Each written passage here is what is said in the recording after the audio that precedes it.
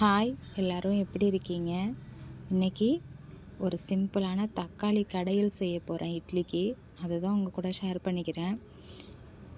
Cooker வச்சு குக்கரில் 2 spoon coconut oil விட்டுருக்கேன். அதில் அரை ஸ்பூன் ஜீரகம் நல்லா பொரியணும்.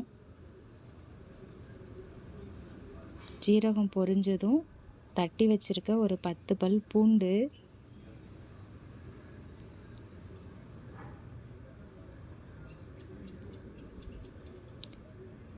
கொஞ்சம் ஃப்ரை ஆனதும் ஒரு 10 காஞ்ச மிளகாவை கிள்ளி அதில் சேர்த்துக்கணும். காஞ்ச மிளகாய் நல்லா வதங்கவும்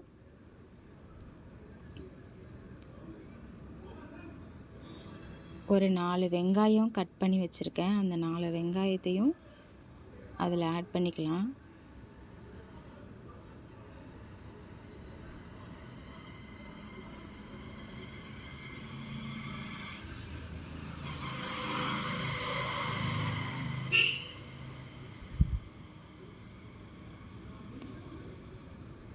ஒரு 7 இல்லை 8 தக்காளி பழம் கொஞ்சம் பெருசாகவே கட் பண்ணிக்கலாம்.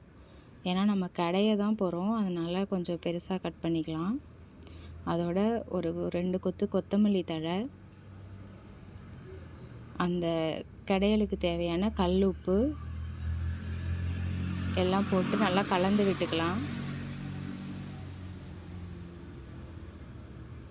ஒரு 1.5 ஸ்பூன் அளவுக்கு தனி மிளகாத்தூள் போட்டிருக்கேன். பட்டை மிளகாய் போட்டிருக்கோம், காரத்துக்கு ஏற்ற மாதிரி தனி மிளகாத்தூள் போட்டுக்கலாம்.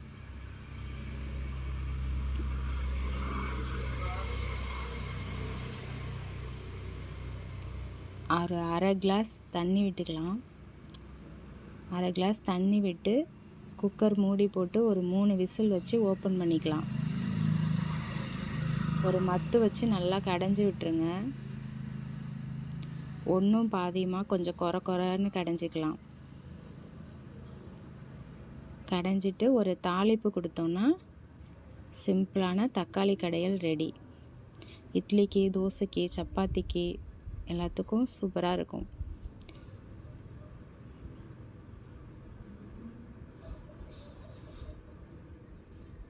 தேங்க்யூ.